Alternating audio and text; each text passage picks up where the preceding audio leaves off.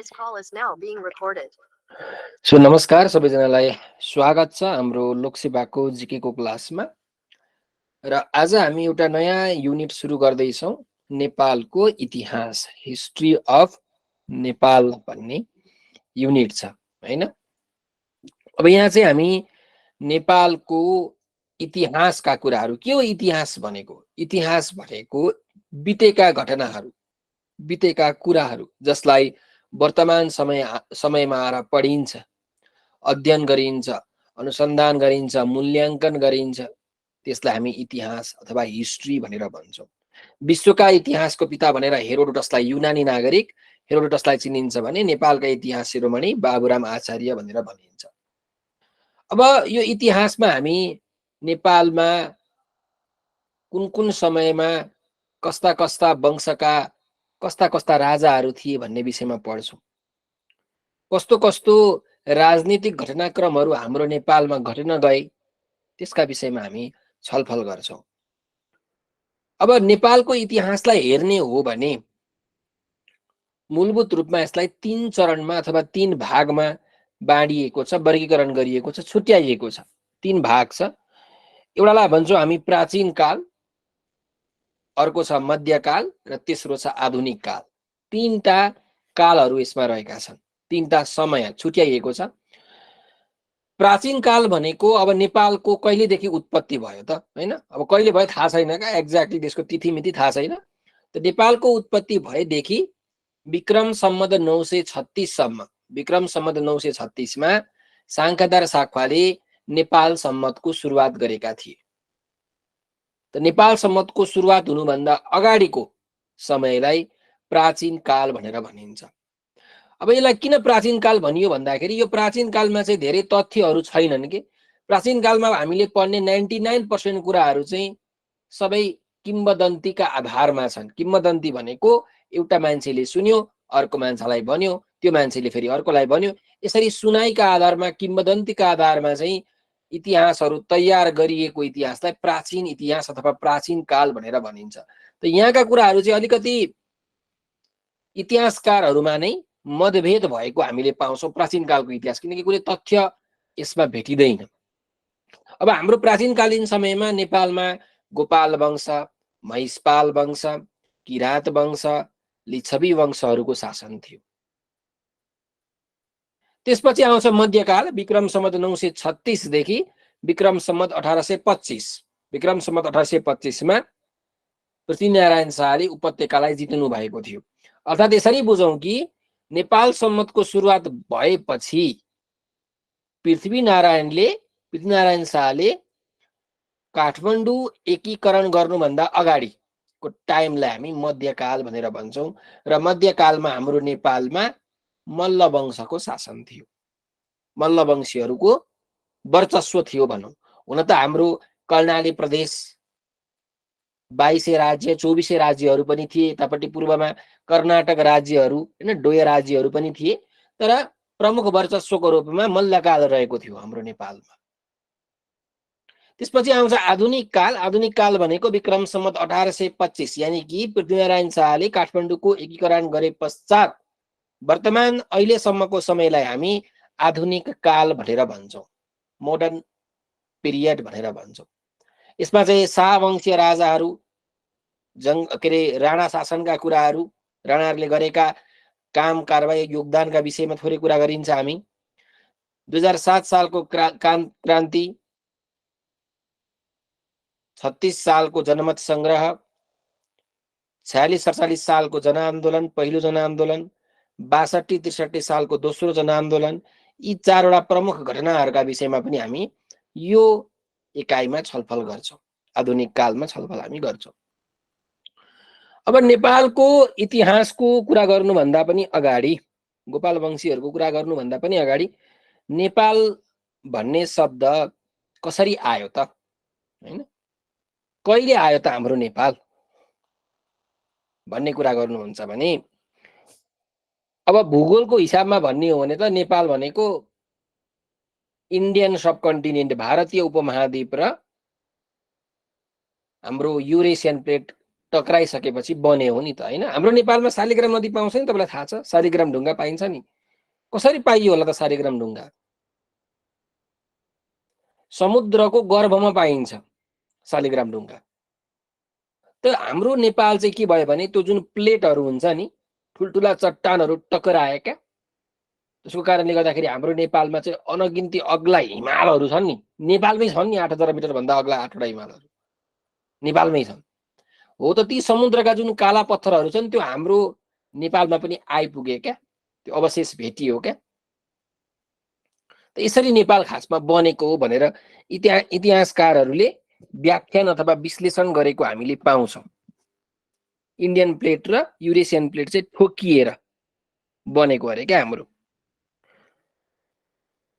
हाम्रो नेपाल भन्ने यदि शब्दको कुरा गर्नुहुन्छ भने एउटा वेद छ जसलाई हामी अथर्ववेद भनेर भन्छौँ। ऋग्वेद, सामवेद, यजुर्वेद अनि अथर्ववेद, 4वटा वेदहरू छन् हिन्दू धर्मका। अथर्ववेद भनेको सबैभन्दा नयाँ वेद भनेर भनिन्छ। चिकित्सा शास्त्र, विज्ञानका कुराहरू, तन्त्र मन्त्रका कुराहरू भएको वेद अथर्ववेद। भगवान शिवजीले रच्नु भएको भनेर पनि भन्छन् कतिले। यही अथर्ववेदको एउटा परिशिष्टाङ्कमा हाम्रो नेपाल भन्ने शब्दको प्रयोग गरिएको रहेछ क्या। वेदमा पनि नेपाल भन्ने शब्दको चाहिँ उल्लेख गरेको रहेछ। 18वटा पुराण मध्येको सबैभन्दा ठुलो पुराण कुन हो? स्कन्द पुराण, पराशर ऋषिले लेख्नु भएको। त स्कन्द पुराणको 81औं अध्यायमा पनि नेपाल भन्ने शब्दको उल्लेख गरिएको रहेछ। कौटिल्यको अर्थशास्त्रमा पनि नेपाल भन्ने शब्दको उल्लेख गरिएको छ। महाभारतको 18वटा पर्व मध्ये एउटा पर्व छ वन पर्व। वन पर्वमा नेपाललाई जिल्ला भनेर पनि उल्लेख गरिएको पाइन्छ। यसरी विभिन्न पौराणिक आधारहरूबाट हेर्ने हो भने हाम्रो नेपाल चाहिँ धेरै अगाडिदेखि थियो भनेर भनिन्छ क्या। इतिहासकारहरूले यसरी व्याख्यान गर्ने गरेका छन्। अब कहिले नेपालको उत्पत्ति भयो त भन्दाखेरि गोपाल वंशकै कालमा उत्पत्ति भएको हो त भन्दा होइन क्या, धेरै अगाडि भएको अरे क्या, धेरै अगाडि। अब कति अगाडि थाहा नै छैन। त हाम्रो नेपाल भनेको एकदमै पुरानो देश भनेर त्यही भएर भन्छन्। एकचोटि लोकसेवामा एउटा क्वेसन पनि सोधेको छ कि 1 करोड वर्ष पुरानो मान्छेको कंकाल भेटियो अरे क्या हाम्रो नेपालको एउटा नदी, तिनाउ भन्ने एउटा नदी छ जसको पौराणिक नाम तिलोत्तमा हो। 1 करोड वर्ष पुरानो मानव कंकाल जसलाई रामापिथेकस भन्छन्।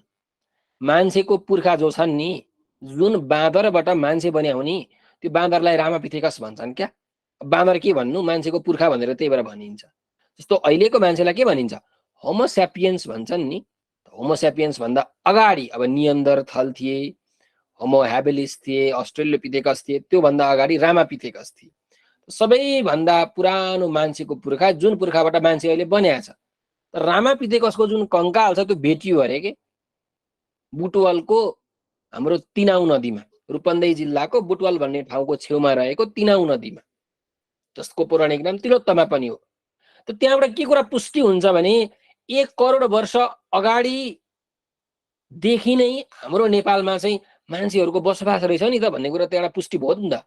त्यो त फ्याक्ट हो, कथा सता होइन यो त। That is a fact. 1 crore वर्ष पुरानो मान्छेको कंकाल भेटिनुको अर्थ के हो? 1 करोड वर्ष अगाडिदेखि नेपालमा मानवको बसोबास रहेछ है भन्ने कुरा चाहिँ त्यहाँबाट थाहा भयो हाम्रो नेपालमा।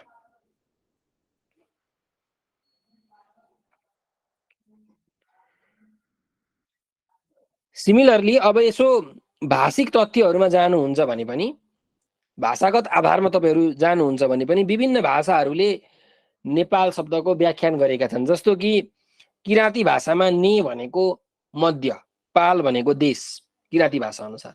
त हाम्रो नेपाल चाहिँ एउटा मध्य पहाडी देश हो भनेर किराँती भाषाले भन्छ, यसरी व्याख्या गर्छ किराँती भाषाले। लेप्चा भाषामा ने भनेको पवित्र, पाल भनेको गुफा। यानि कि लेप्चा भाषाले चाहिँ नेपाल एउटा पवित्र गुफा हो, एउटा पवित्र भूमि हो, पुण्य भूमि हो, धार्मिक भूमि हो भनेर लेप्चा भाषाले व्याख्या गर्दो रहेछ। तिब्बती भाषामा ने भनेको चाहिँ उन, सरी ने भनेको चाहिँ घर, पाल भनेको चाहिँ उन, तिब्बती भाषा अनुसार। त्यही भएर उनको घर पहिले पहिले उन धेरै पाइन्थ्यो होला हाम्रो नेपालमा। त तिब्बती भाषा अनुसार चाहिँ उनको घर भनेर नेपाललाई व्याख्यान गरेको पाइन्छ। संस्कृत भाषाले पनि भन्छ निप प्लस आल नेपाल। निपको अर्थ हुन्छ पर्वतको फेद। अब हाम्रो नेपाल त पर्वतको फेदमै बसेको छ नि त, जुन हाम्रो काठमाडौँ उपत्यका छ चारैतिरबाट पर्वतले घेरेको हो र पहिले पहिले यही काठमाडौँ उपत्यकालाई त नेपाल भन्थे। चारैतिरबाट पर्वतले घेरेको छ र पर्वतको फेदमा हाम्रो, पर्वतको बिचमा हाम्रो काठमाडौँ छ। त्यही भएर निप भनेको चाहिँ पर्वतको फेद, आल भनेको स्थान, यानि कि पर्वतको फेदको स्थानको रूपमा चाहिँ नेपालको व्याख्यान गरेको पाइन्छ संस्कृत भाषा अनुसार। लिम्बू भाषा अनुसार चाहिँ नेपालको अर्थ हुन्छ एउटा समतल भूमि, भनेको पहाडी उपत्यकामा रहेको एउटा समतल भूमिको रूपमा चाहिँ नेपालको व्याख्यान गरेको छ लिम्बू भाषाले। यसरी विभिन्न भाषागत आधारको तथ्यलाई यदि हामीले हेर्ने हो भने हाम्रो नेपाललाई उनको घर, पवित्र गुफा, पवित्र भूमि, पर्वतको फेदको भूमि भनेर व्याख्यान गरेको, विश्लेषण गरेको हामीले पाउँछौँ हाम्रो नेपाललाई।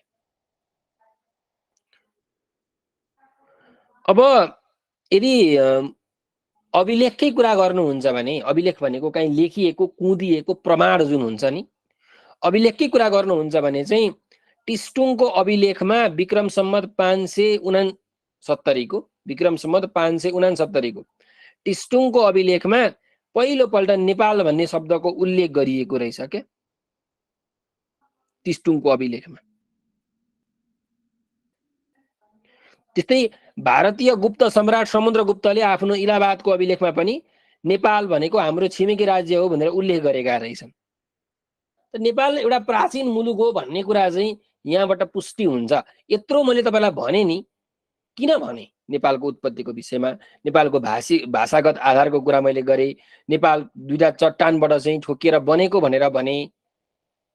किन भने भन्दा नेपाल एउटा प्राचीन मुलुक हो भन्ने कुरा पुष्टि गर्नको लागि भनेको।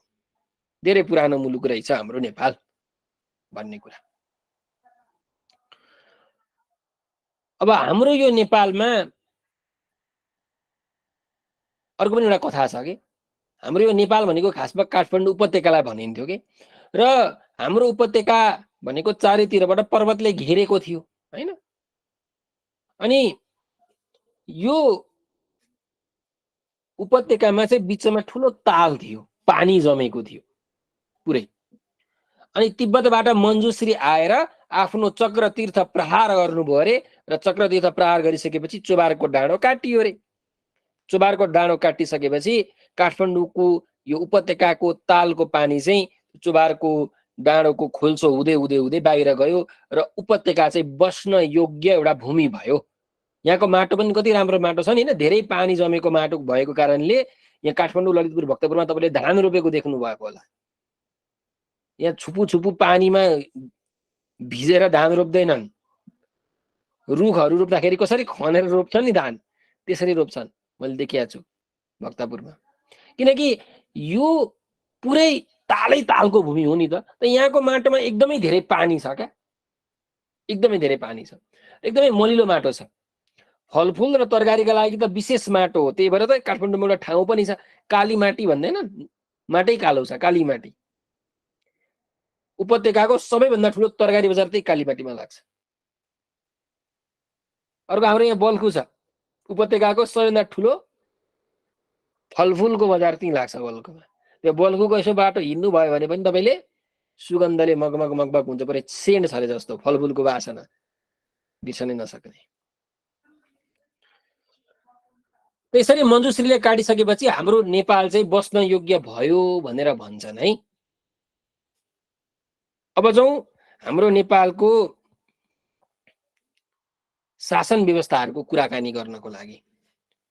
त मैले तपाईँलाई भनि नै हालेँ, हाम्रो नेपालमा सबैभन्दा सुरुमा गोपाल वंश, त्यसपछि भैँसी पाल्ने महिषपाल वंश, अनि किराँत वंश, त्यसपछि सोम वंश, अनि लिच्छवी वंश। यो सोम वंश र लिच्छवी वंशको चाहिँ अलिकति लफडा छ। को अगाडि हो भन्ने कुरा चाहिँ अलिक पुष्टि भएको छैन है। मतलब पुष्टि भएको छैन भन्दा इतिहासकारहरूमा नै यसमा अलिकति विवादको कुराहरू छ, कुन चाहिँ अगाडि हो कुन पछाडि हो भन्ने कुरा चाहिँ। त्यसपछि मल्ल वंश आयो अनि शाह वंश। त्यसरी 7वटा वंशहरूले हाम्रो नेपालमा चाहिँ शासन सत्ता कब्जा गरेका छन्। गोपाल वंशदेखि शाह वंशसम्म 7वटा वंशहरूको हाम्रो नेपालमा शासन छ। अब मैले चाहिँ एउटा यहाँ तपाईँहरूलाई यहाँ समरी जस्तो राखिदिएको छु हैन। कुन वंशको पहिलो राजा को हो, अन्तिम राजा कुन हो, शासन केन्द्र कहाँ थियो, कति समयसम्म शासन गरे भन्ने कुरा चाहिँ यहाँ तपाईँलाई मैले राखिदिएको छु एउटा यो समरीको रूपमा। तपाईँले आफैले हेर्नु होला। अब हामी छिरौँ गोपाल वंशतिर। अब गोपाल वंशको शासनको कुरा गर्नुहुन्छ भने मञ्जुश्रीले आफ्नो चक्रतीर्थ प्रहार गरेर चोभारको डाँडोबाट पानी निकालिसकेपछि हाम्रो काठमाडौँ उपत्यका बस्न योग्य भएको थियो। यहाँको माटो एकदमै मलिलो थियो अनि यहाँ चाहिँ एकदम राम्रा राम्रा घाँसहरू उम्रिए। त्यही भएर एकदम राम्रो राम्रो घाँसहरू उम्रिए र हाम्रो भारततिरबाट, दक्षिण भारततिरबाट चाहिँ एउटा जाति आएछन् जसलाई भनिन्छ निप जाति। निप जाति आएछन् र निप जाति आएका कारणले गर्दाखेरि उनीहरूले यसो हेरेछन्। उनीहरू चाहिँ गाई पाल्ने जाति थिए निप जाति। यस्तो हेरेछन् त लहलहाउँदो घाँसहरू उम्रेको छ, बा गाईले त बहुत मजाले खान्छ भनेर उनीहरूले चाहिँ यहाँ बस्न थालेछन्। यहाँ त्यति बेला चाहिँ नागहरू बस्थे अरे। नागहरूलाई भगाएर गोपाल वंशहरूले उपत्यकामा आफ्नो शासन चाहिँ खडा गरे गोपाल वंशीहरूले भनेर पनि भन्छन्। कसै कसैले के भन्छन् भने अब किंवदन्तीमा आधारित हो नि त, प्रमाण त छैन त भन्ने नै हो। कसै कसैले चाहिँ के भन्छन् भने हाम्रो टेकुको दोभानमा एउटा ऋषि थिए अरे, ने भन्ने एउटा ऋषि थिए अरे। उनी तपस्या गरेर बस्थे अरे। त यही ने भन्ने ऋषिले चाहिँ उपत्यकाको पालन पोषण गरेका कारणले गर्दाखेरि, रेखदेख गरेको कारणले गर्दाखेरि नेपाल भनेको भनेर पनि भन्छन्। अनि यो ने भन्ने ऋषिले चाहिँ के गरे अरे भने ल देशको शासन व्यवस्था तिमी सम्हाल भनेर गोपाल वंशका एकजना व्यक्तिलाई चाहिँ शासन व्यवस्था थमाइदिए अरे ने भन्ने ऋषिले। त्यही भएर गोपाल वंशको पहिलो राजा भनेर भुक्तमानलाई चिनिन्छ। भूमिगुप्त पनि भन्छन्, भुक्तमान पनि भन्छन्। एउटै मान्छेको नाम हो, भूमिगुप्त पनि भुक्तमान पनि। अब बौद्ध धर्मावलम्बीहरूले चाहिँ धर्माकर भनेर भन्छन्, एउटै मान्छे हो नै। भूमिगुप्त, भुक्तमान, धर्माकर एउटै हो। यसरी गोपाल वंश शासनकालको पहिलो राजा भए भूमिगुप्त। त नाम याद गर्नुपर्छ है। पहिलो राजाको नाम हो भूमिगुप्त अथवा भुक्तमान अथवा धर्माकर, एउटै मान्छेको नाम हो।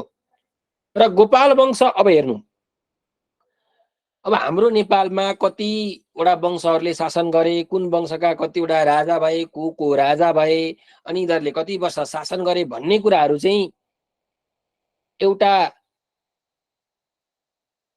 पुस्तकमा पाइन्छ, एउटा होइन विभिन्न पुस्तकहरूमा पाइन्छ, जसलाई हामी वंशावली भनेर भन्छौँ। जसलाई हामी वंशावली भन्छौँ। अब अनेक राइटरका अनेक वंशावलीहरू छन्। राइट वंशावली छ एउटा, गोपाल राज वंशावली छ दोस्रो, भाषा वंशावली पनि छ। त विभिन्न वंशावलीहरूमा यी राजाहरूका विषयमा चाहिँ विभिन्न कुराहरू लेखिएको छ क्या। त्यही भएर इतिहासकारहरूमा आफै के छ भने मतभेद छ। सबैले आफ्नो तरिकाले खोज अनुसन्धान गरेका छन् र आफ्नो तरिकाले लेखेका छन्। हालाकि धेरै कुराहरू, कतिपय कुराहरू त मिल्छ नै, तर केही कुराहरू मिल्दैन। इतिहासकारहरूमा पनि विवाद छ। जस्तो कि यहाँ हेर्नुहोस्, अब के भनेको छ भने गोपाल वंशहरूले हाम्रो नेपालमा कति वर्ष शासन गरे त भन्दा कुनै वंशावलीले चाहिँ 521 वर्ष शासन गरे भनेर भन्छ, तर कुनै वंशावलीले चाहिँ 505 वर्ष शासन गरे भनेर पनि भन्छ। 521 पनि छ अनि 505 वर्ष भनेर पनि छ।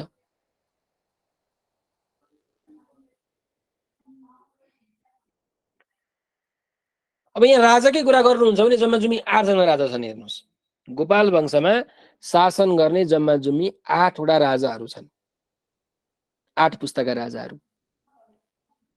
भूमिगुप्त, जयगुप्त, धर्मगुप्त, हर्षगुप्त, भीमगुप्त, मणिगुप्त, विष्णुगुप्त र अन्तिमको जितगुप्त। अन्तिमको जितगुप्त पनि भन्छन्, अन्तिमको यक्षगुप्त पनि भन्छन्। हो, यो चाहिँ वंशावलीको भेद हो के। एउटा वंशावलीमा अन्तिम राजा चाहिँ जितगुप्त भनेको छ, अर्को वंशावलीमा चाहिँ यक्षगुप्त भनेको छ। सबै वंशावलीमा 8 वटै राजा भनेका छन् भन्न चाहिँ, सबै वंशावलीमा 8 वटै राजा भनेका छन्, तर नाममा चाहिँ अलिकति के छ भने भिन्नता छ। 8औं राजा एउटा वंशावलीले भन्छ जितगुप्त हुन्, अर्को वंशावलीले भन्छ यक्षगुप्त हुन्। तर प्राय जसोले मानेको चाहिँ यक्षगुप्त हुन्, प्राय जसोले मानेको चाहिँ यक्षगुप्त भनेर भनिन्छ। यसरी 8 जना गुप्त वंशी राजाहरूले हाम्रो नेपालमा शासन गरे। यही गुप्तहरूलाई गोपाल वंशी पनि भन्छन्। यिनीहरूले त्यति बेला काम गर्ने भनेको गाई पाल्ने हो, बस त्यति नै हो। अरू त्यस्तो केही पनि छैन गोपाल वंशमा हामीले याद गर्नुपर्ने।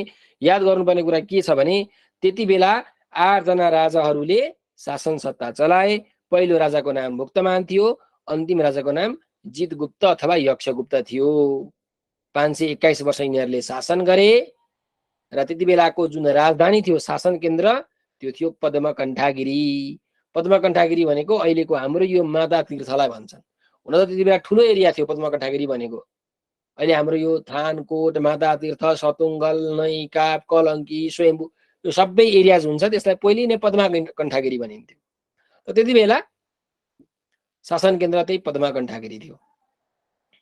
जस्तो कि पछि पृथ्वीनारायण शाहले चाहिँ उपत्यका जितिसकेपछि काठमाडौँलाई राजधानी घोषणा गरेका थिए नि त।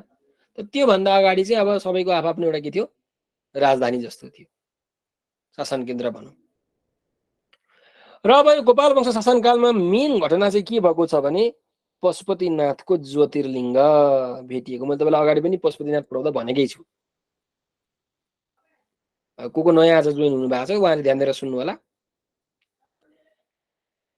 गोपाल वंश शासनकालमा एउटा उनीहरूले गाई पाल्थे हेर्नु, अनि एउटा गाई रहेछ क्या जसले चाहिँ 5-6 दिनदेखि दुधै दिएको रहेन रहेछ। अनि यो गाईले किन दुध दिएन भर्खर भर्खर बिहाको गाई भनेर चाहिँ मान्छेहरू तनाव भएछन्, त्यति बेला टेन्सनमा पुगेछन्। गाईले चाहिँ के चाहिँ गर्दो रहेछ त दुध भनेर गाईको पछि पछि पछि पछि गएछन्। गाईलाई चर्न छोडिदिएर पछि पछि पछि पछि गएछन्। गाईले चाहिँ के गरेछ भने एउटा ठाउँमा चाहिँ आफ्नो दुधको अविरल धाराहरू बगाइदिँदो रहेछ गाईले। पछि गोपाल वंशी मान्छेहरूले त्यहाँ के रहेछ भनेर यसो खनेर हेरेको त पशुपतिनाथको ज्योतिर्लिङ्ग चाहिँ भेटिएछ। ज्योतिर्लिङ्ग त पशुपतिनाथको ज्योतिर्लिङ्ग चाहिँ कुन शासनकालमा भेटिएको भन्दा गोपाल वंशको शासनकालमा भेटिएको हो, याद गरिराख्नु।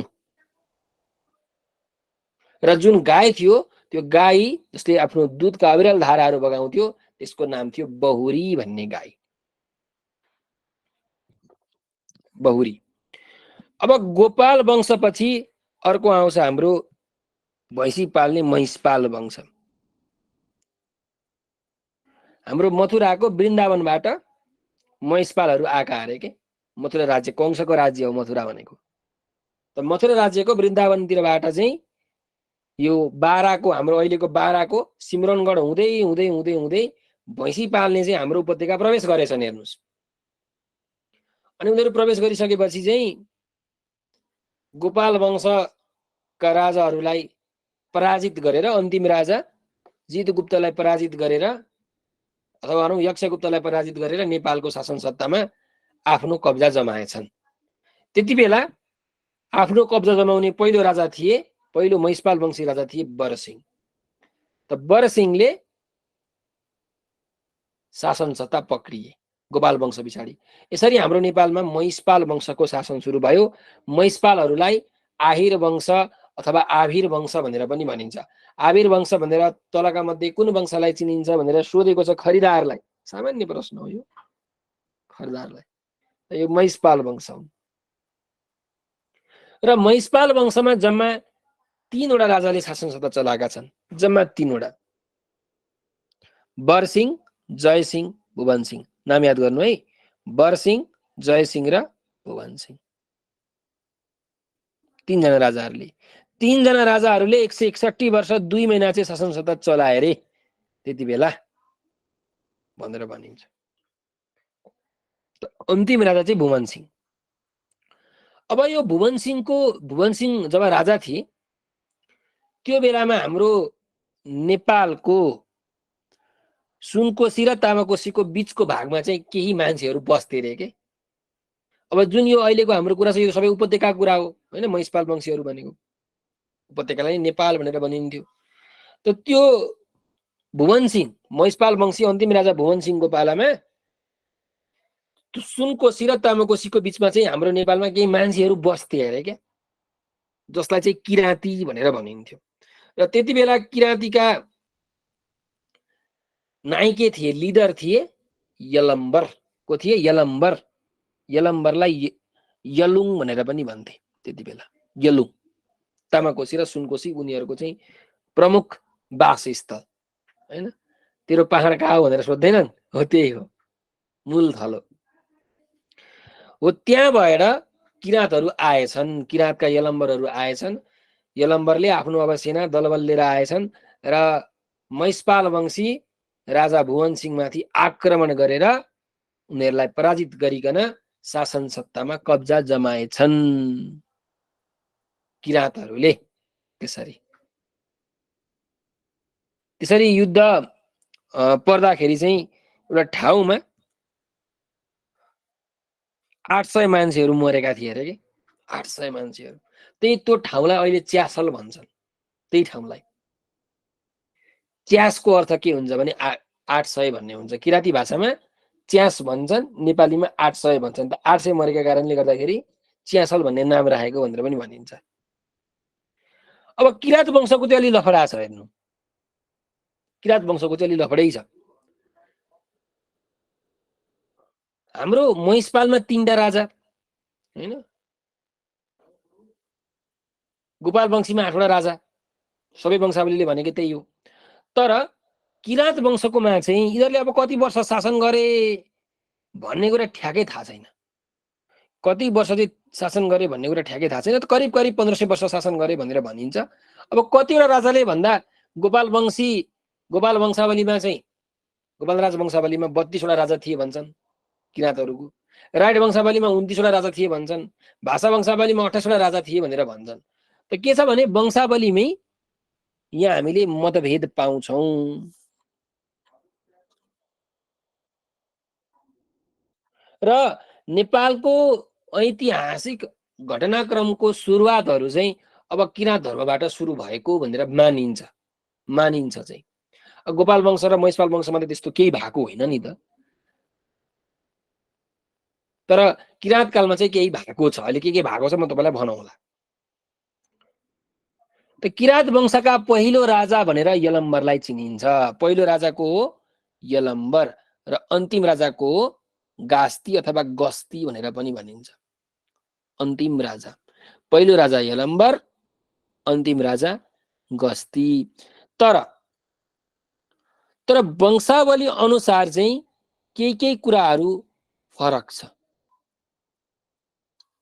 कुनै वंशावलीले अन्तिम किराँती राजा गस्ती हुन् भनेर भन्छ, कुनै वंशावलीले होइन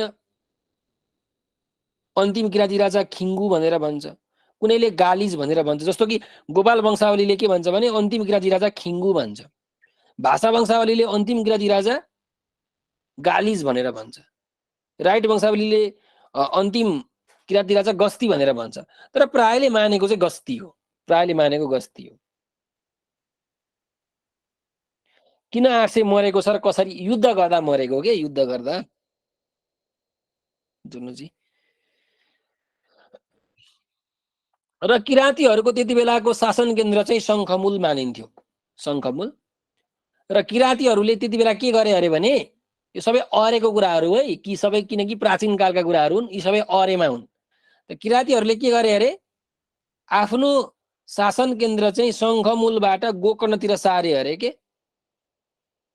आक्रमण गर्दाखेरि डर भएको कारणले गर्दाखेरि राजधानी चाहिँ गोकर्णतिर सारे भनेर पनि भन्छन् पछि किराँतीहरूले। त्यहाँ 2टा शासन केन्द्र छ, एउटा छ शङ्खमूल, अर्को छ गोकर्ण। अब यो किराँतकालीन समयमा हामीले केही राजाहरूलाई चाहिँ चिन्नुपर्छ। केही राजाहरूले केही काम गरेका चाहिँ छन्। जस्तो हामीले यहाँ 6औं राजा, अब पहिलो राजा तपाईँलाई थाहा हुनै पर्यो यलम्बर, अन्तिम राजा थाहा हुनै पर्यो गस्ती। खिङ्गु गालिज त याद नगर्दा पनि हुन्छ, गस्ती चाहिँ याद गर्नु। अर्को 6औं किराँती राजा थाहा हुनुपर्छ, 7औं 14औं, 6औं 7औं र 14औं किराँती राजा थाहा हुनुपर्छ। अरूको थाहा नहुँदा केही फरक पर्नेवाला छैन। 6औं किराँती राजाको नाम हो हुमती अथवा हती। हुमती अथवा हतीका पालामा चाहिँ पाण्डवहरू वनवास गएका थिए अरे क्या। युधिष्ठिर, भीम, अर्जुन, नकुल, सहदेव छैनन्, पासा खेलेर, जुवा खेलेर हारेर जुवामा वनवासतिर गएका थिए अरे छैटौँ किराँती राजा घुमती अथवा हतीका पालामा यस्तो भएको अरे। त्यही भएर छैटौँ किराँती राजा को भनेर सोधेको छ लोकसेवामा। अर्को 7औं किराँती राजा हुन् जितेदास्ती। त कुन राजाका पालामा बुद्ध नेपाल आएका थिए भनेर सोधेको क्वेसन हो लोकसेवामा। त यही 7औं किराँती राजा जितेदास्तीका पालामा गौतम बुद्ध चाहिँ हाम्रो नेपाल आएका थिए रे। र यही बेलामा चाहिँ महाभारतको युद्ध पनि भएको थियो रे जितेदास्तीको पालामा, यस्तो भनिन्छ है। तर यहाँ इतिहासकारहरूमा थोरै मतभेद पाइन्छ। हेर्नुहोस्, अब महाभारतको युद्ध भनेको द्वापर युगको कुरा हो। भगवान कृष्ण त्यति बेला हुनुहुन्थ्यो। पाण्डवका नाति परीक्षित द्वापर युगका अन्तिम राजा हुन्। त्यही भएर त्यति बेला त द्वापर युग थियो। जितेदास्तीका बेलामा त द्वापर युग थियो। त्यसो भए त होइन, महाभारतको युद्ध हुँदै थियो भने। तर अर्को के भनिएको छ भने गौतम बुद्ध चाहिँ नेपाल आएका थिए भनेर पनि भनिन्छ है। फेरि किम्वदन्ती हो, सबै किम्वदन्ती हो, प्रमाण सरमाण कहीँ केही छैन। त्यही भएर इतिहासकारहरूले अब यहाँ कन्फ्युजन भयो। किनकि गौतम बुद्ध त कलियुगका हुन् अनि महाभारतको युद्ध चाहिँ द्वापर युगमा भयो। अनि दुवै बेलामा चाहिँ जितेदास्ती राजा थिए भन्छ फेरि हो। त त्यही भएर यहाँ एउटा कन्फ्युजन भएको छ।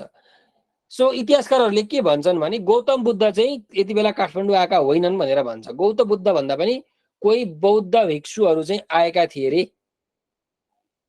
कोही बौद्ध भिक्षु चाहिँ आएका भनेर पनि भनिन्छ इतिहासकारहरूले। यसो मध्यमार्गी टाइपको बाटो लिए क्या। तर लोकसेवामा सोधेको छ गौतम बुद्ध कसको पालामा आएका थिए भन्दा जितेदास्तीको पालामा। र अर्को राजा छन् 14औं किराँती राजा स्तुङको। 14औं किराँती, 6औं उमती, 7औं जितेदास्ती, 14औं स्तुङको। स्तुङको पालामा नेपालको पहिलो पर्यटक, नेपालका लागि पहिलो पर्यटक आएका थिए भारतका मौर्य सम्राट सम्राट अशोक, अशोका द इम्पेरर। त भारतका मौर्य सम्राट सम्राट अशोक चाहिँ नेपाल आएका थिए अरे 14औं किराँती राजा स्तुङको पालामा। त्यति बेला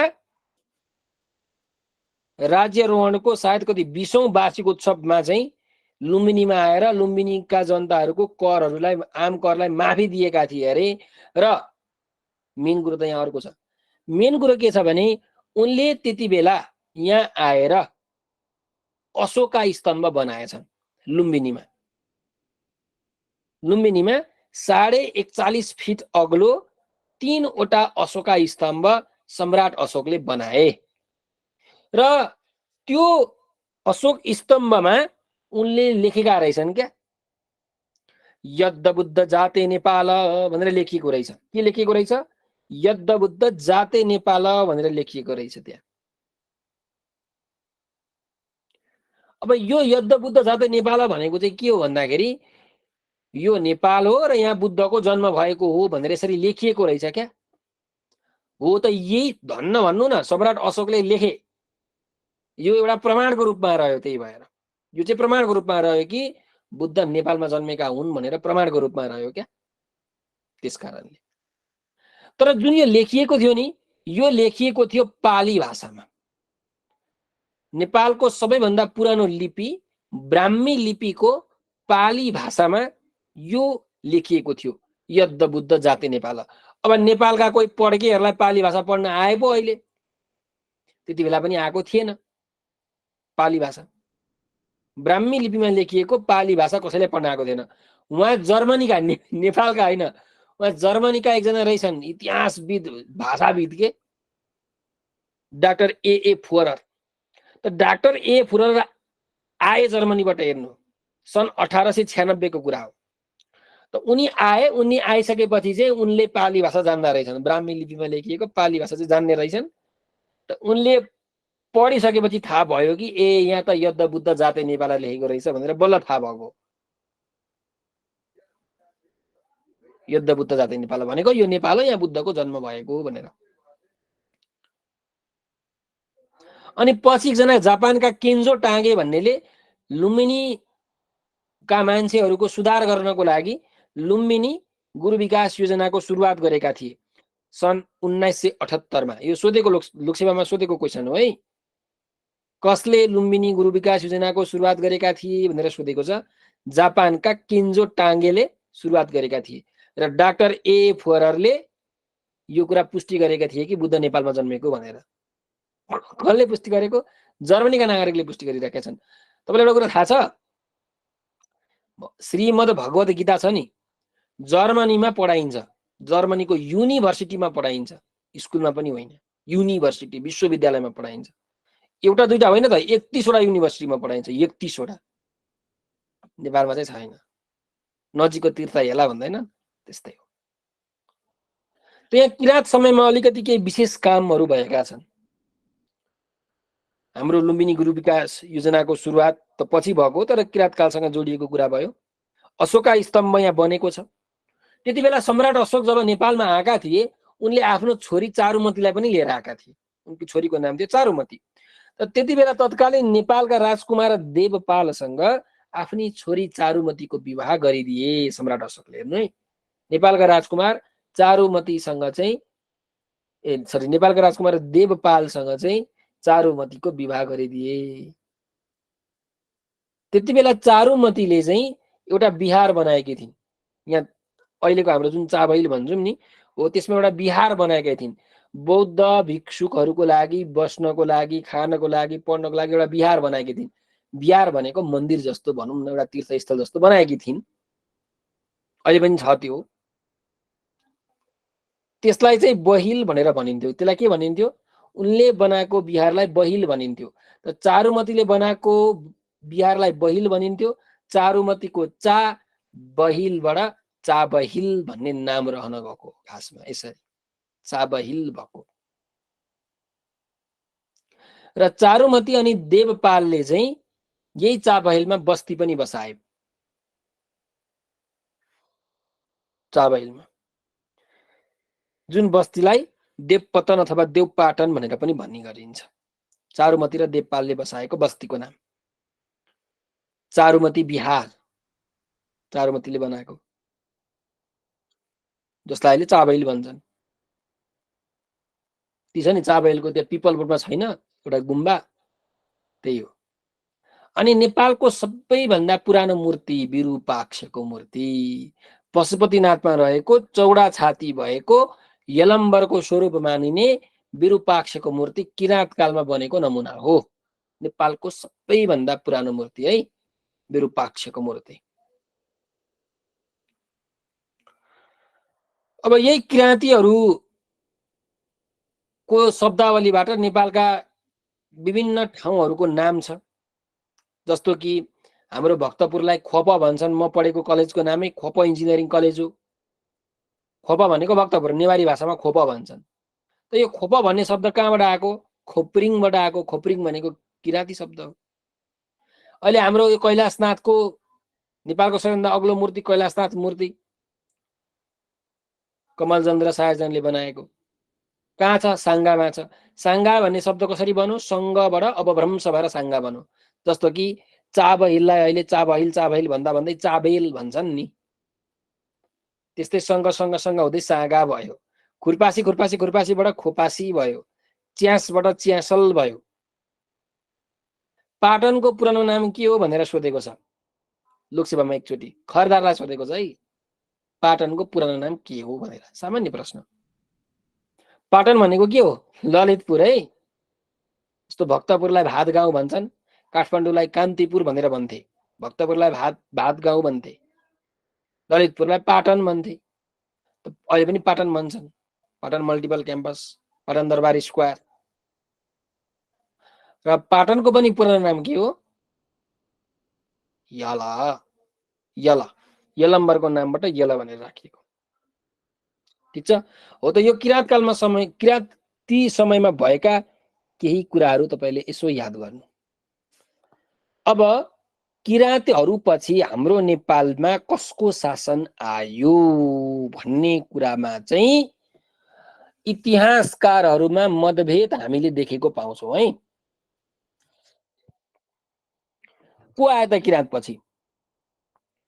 किराँतपछि लिच्छवी आएका हुन् भनेर भन्छन् कति धेरै जसोले। कसै कसैले होइन किराँतपछि सोमवंशी आएका हुन् भनेर पनि भन्छन्। सोमवंशी आए अनि सोमवंशीपछि लिच्छवी आए पनि भन्छन्। कसैले चाहिँ लिच्छवी आए अनि त्यसपछि सोमवंशी आए भनेर पनि भन्छन्। तर कुरो के हो भने लिच्छवी पछि यो कुरा चाहिँ ग्यारेन्टी हो कि लिच्छवी पछि मल्लहरू नै आएका हुन्। लिच्छवी पछि मल्लहरू नै आएका हुन्। त्यही भएर प्रायले चाहिँ के भन्छन् भने सोमवंशी अलि अगाडि आएका थिए लिच्छवी भन्दा भनेर भन्छन् कि। त किराँत पछि सोम आए, सोम पछि लिच्छवी आए भनेर भनिन्छ। तर यहाँ अलिकति लफडा छ। अलिकति के छ लफडा छ हेर्नु। लिच्छवी पछि मल्ल नै आएका हुन्, मल्ल पछि शाह आएका हुन्। त्यो चाहिँ ग्यारेन्टी हो। अब लिच्छवी भन्दा अगाडि अब सोमवंशी त छन् हाम्रो नेपालमा। कसरी छन् म त्यो भन्छु एकछिनमा तपाईलाई। सोमवंशी त छन्, अब कति बेला आए यिनीहरू? लिच्छवी भन्दा अगाडि आएका हुन् त भन्दा अब कुरा गरौँ। सोमवंशमा जम्मा जम्मी 6 वटा राजाहरू छन् सोमवंशमा, जसले 355 वर्ष शासन सत्ता चलाए। सोमवंशी राजाहरूले 355 वर्ष। 6 वटा राजाहरूको नाम याद गर्नु, लोकसेवामा सोधेको छ। निमिष, मताक्ष, काकवर्मा, पशुप्रेक्षदेव, भास्कर वर्मा, भूमि वर्मा। निमिष, मताक्ष, काकवर्मा, पशुप्रेक्षदेव, भास्कर वर्मा, भूमि वर्मा। निमिष, मताक्ष, काकवर्मा, पशुप्रेक्षदेव, भास्कर वर्मा, भूमि वर्मा। 6 वटा राजाहरू छन् है। र गोदावरीमा 12 वर्षे मेला चलाउने राजा को हुन् भनेर लोकसेवामा सोधेको हो। र यो हुन् सोमवंशी प्रथम राजा निमिष। सोमवंशी प्रथम राजा निमिषले गोदावरीमा 12 वर्षे मेला चलाएका हुन् भनेर भनिन्छ। ठिक छ। त गोदावरीमा 12 वर्ष मेला त चलेको थियो, त कसले चलायो त? निमिषले चलाएका हुन्, त ग्यारेन्टी हो।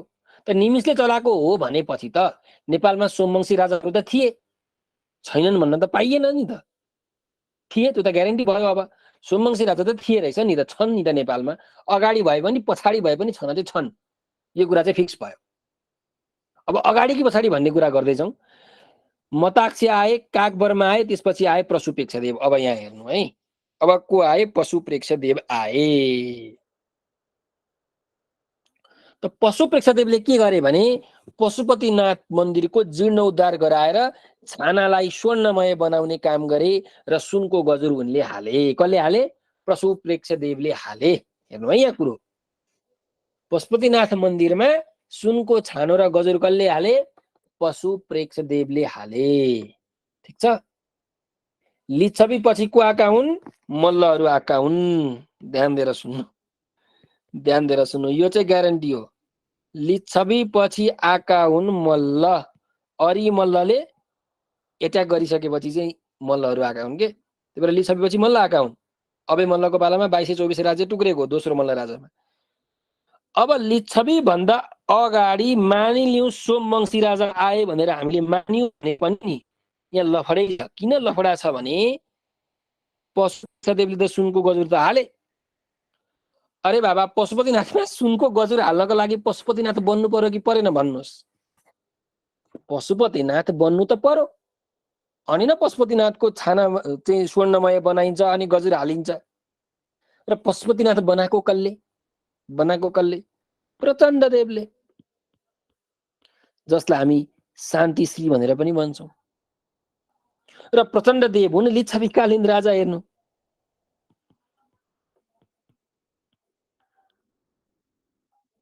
प्रचण्डदेव हुन् लिच्छवीकालीन राजा।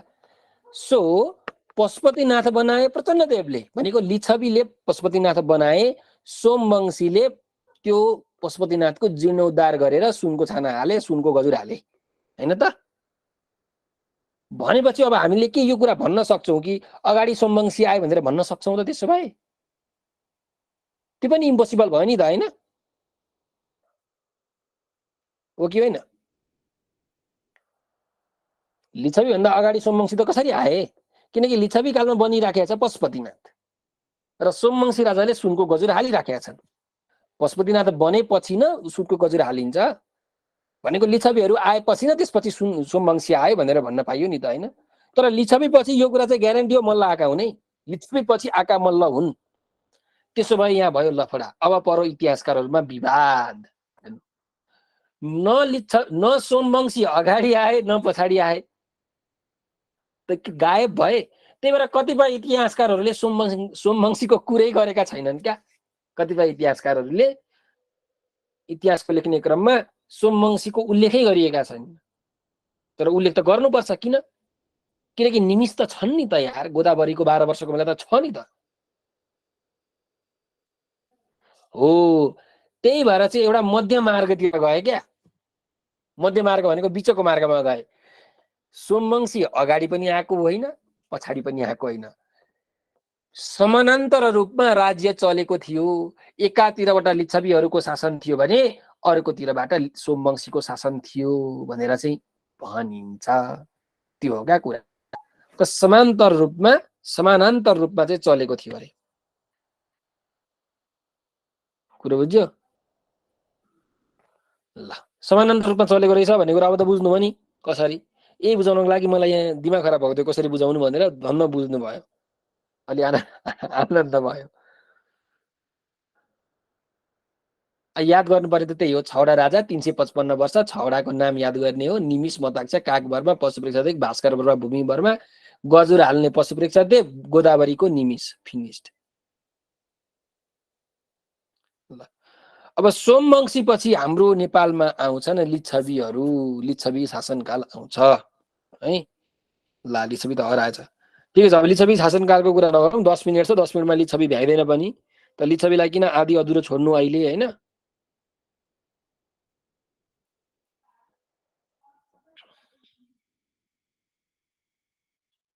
लिच्छवीको कुरा भोलि नै गरौँला। ठिक छ, 10 मिनटमा भ्याएन लिच्छवी। मलाई चाहिँ फेरि आदि अधुरो छोड्न मन लाग्दैन क्या। आज आदि भोलि आदि गरेर। लिच्छवी अलि इम्पोर्टेन्ट छ, क्वेसनहरू सोधिरहेको छ लिच्छवीबाट के। किनकि लिच्छवी काललाई स्वर्णयुग भनेर भनिन्छ। कलाका हिसाबले पनि स्वर्णयुग छ, शासन व्यवस्थाका हिसाबले पनि स्वर्णयुग हो लिच्छवीकालीन समय। लिच्छवी अलि धेरै नै इम्पोर्टेन्ट छ।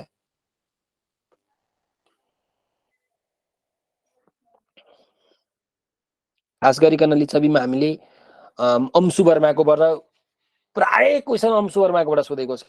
प्राय क्वेसनहरू अंशु वर्मालाई तपाईँहरूले चट्ट खाएर निल्नुपर्छ, हाजमला खाएर पचाउनुपर्छ। अनि त्यसपछि थोरै मानदेवबाट पनि सोधेछ प्रश्न। अनि लिच्छवीकालीनका विभिन्न निकायहरूकाबाट प्रश्नहरू आएका छन्। नरेन्द्र देवबाट प्रश्न आएको छ, गुणकामदेवबाट प्रश्न आएको छ। लिच्छवीकालीन समयकै राजाहरू हुन्। लिच्छवीकालीन समयका पदाधिकारीहरूको जोडा मिलाउन आएको छ। त लिच्छवीकालीन अलिक इम्पोर्टेन्ट छ। आज 10 मिनटमा सक्ने गरी फटाफट नगरौँ, आदि अधुरो पनि नछोडौँ। आजलाई मैले यति नै गर्छु। तपाईँहरूको केही छ भने भन्नु।